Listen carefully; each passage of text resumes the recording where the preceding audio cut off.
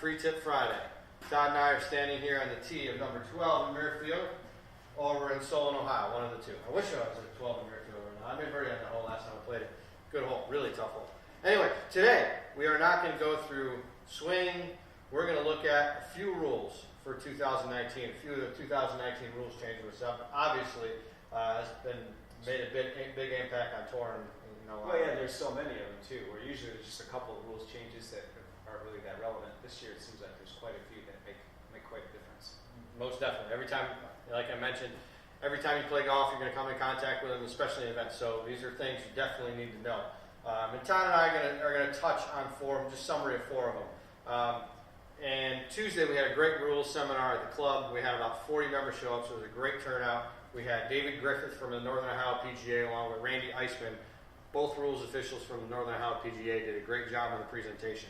So the first rule we're going to go through is a big one, and it's the drop. You know, it's something that we all take advantage of because we normally just drop from shoulder height. You know? So this year, they've changed it to knee height. So very simply, we're going to be dropping it from our knee height. We're not going to drop it from knee height here. That's no good. We can't do that, right? So make sure it's knee height this year, and it could be in front of you, knee height. It doesn't have to be the side of you. It's just got to be knee height. Ricky Fowler and Dustin Johnson, I think. Yeah, both you guys have been dropping it from their shoulder height. Now, what happens if I drop it from shoulder height?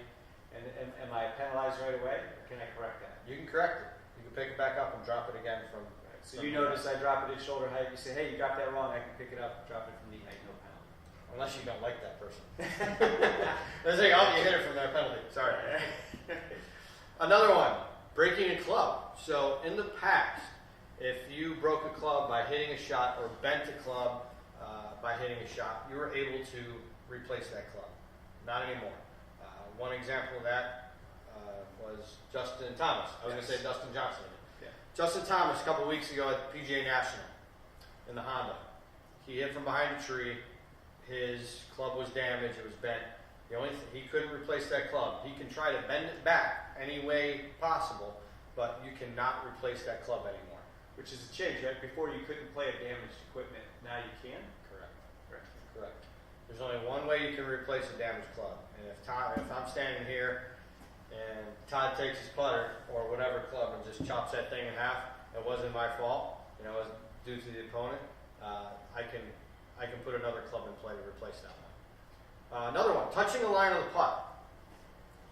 So in the past, your caddy or your partner, just basically hover their club, hover the flag stick around the spot. Now you can touch that spot, right there, as opposed to just pointing at it. Now you can go ahead and touch that spot.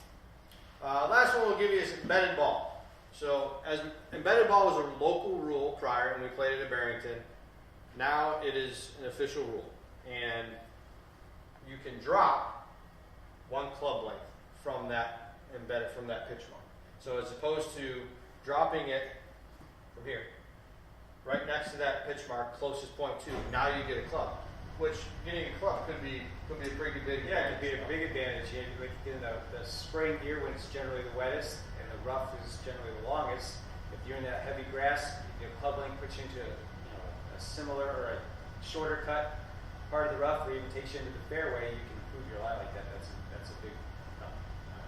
We always need some rules that work for our advantage. So those are a few of the rules that we'll share with you today. And as we go forward, get closer to the season, we'll be sharing a little bit more. So until next week, we'll see you. Free Tip Friday.